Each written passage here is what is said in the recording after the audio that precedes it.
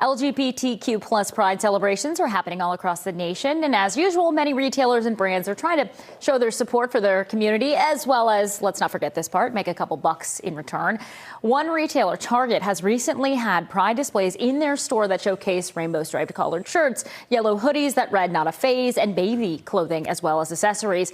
Now, while there has always been some complaints from some of those customers, this year things have reached an entirely new level. And Sue is here to explain that. Yeah, I think if you've been to a Target recently, Natalie, you probably saw those pride clothing displays near the front of the store.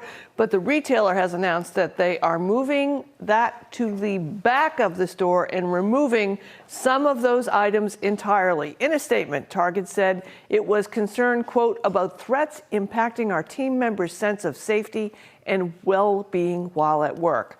As you've probably seen, some protesters have been screaming at employees and taken the pride-themed merchandise, thrown it on the floor.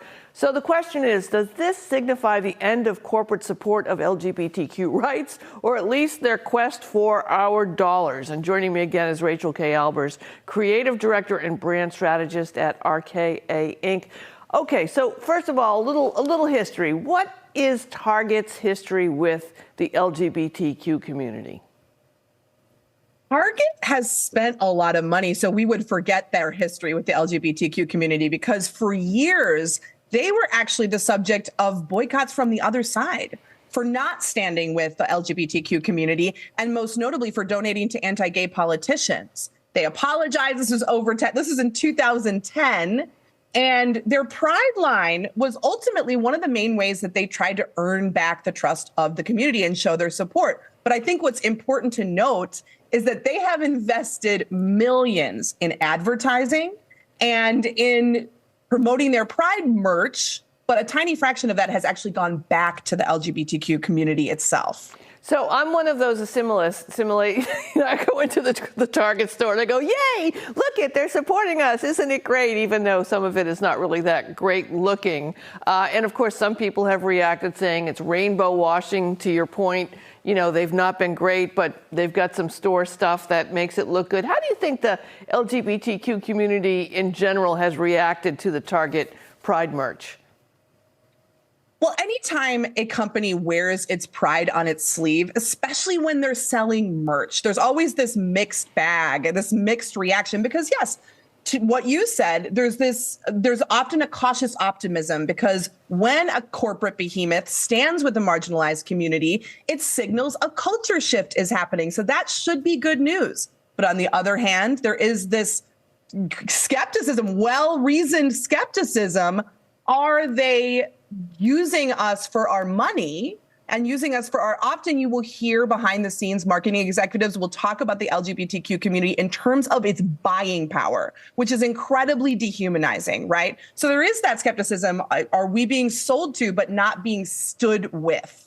So how risky was this line that they launched, and have things changed now? Are we not going to see corporations like Target reaching out for our dollars?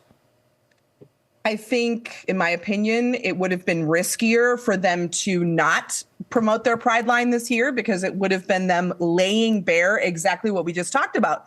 Rainbow washing, right? In my opinion, though, there is no real risk-free move, though. Companies will face backlash if they support pride or if they don't. So then the question becomes, what do you stand for? What are your brand values? Are you asking people to buy the change, but you're not willing to be the change? And releasing a pride line without being willing to stand in solidarity with the community it wants to sell to means they are risking the safety of that community for profits, as well as you've seen, the safety of their Target employees.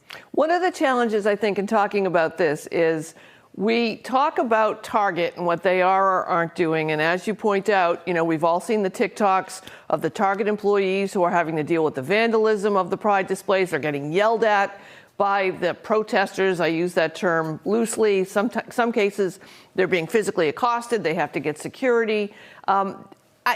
Shouldn't we be more upset with those people who are going in and accosting the employees? And does Target have a point when it's saying, look, some of this is indeed about employee safety? Well, in my opinion, this is Target hiding behind their employees as a get out of jail free card, because Target created these safety risks for its employees by putting profits first, not having a plan for how they wanted to stand with the LGBTQ community or create a safe environment for its own workers. We're at a very tense time in history. Target knows that. Target knows that this year, 480 anti-LGBTQ bills have been filed in state legislatures across the country. So I think that Target is using its employees to shield itself from the PR backlash, as just like it's using the LGBTQ community to boost its profits. So on one hand, we have Disney, who is doing everything it can in some ways to battle Governor DeSantis in Florida, taking a lot of risks over the Don't Say Gay bills that are happening down there, laws that are happening down there. And then on this side, you've got Target, you've got Bud Light, you've got a number of corporations who are backing off their commitment. What's your prediction about how corporations, retailers are going to support LGBT business communities or look for our dollars in the future? You know, I think that if Target is any indication, we're going to see these retailers continue round and round we go. This story, it has continued for decades of companies aligning themselves with groups so that they can grab dollars and then backing away. And so I think what this moment in history is laying bare for us is that companies are going to continue to publicly experiment with communities that are at risk for their own profits. So I think that the question then becomes, how can we put our dollars into small businesses that are actually giving back to these communities that they purport to stand with, right? Versus expecting corporate behemoths to be our brand heroes. They're not going to be. They haven't been. Target has a history of this. Let's not forget that. So I think we need that more. I'm looking at what consumers can do to put their dollars into companies that are actually making change. Well, Juneteenth is right around the corner. We'll see how they do there as well. Thanks so much for joining us. Great to see you. Happy Pride, Natalie. Back to you. Thanks, you too.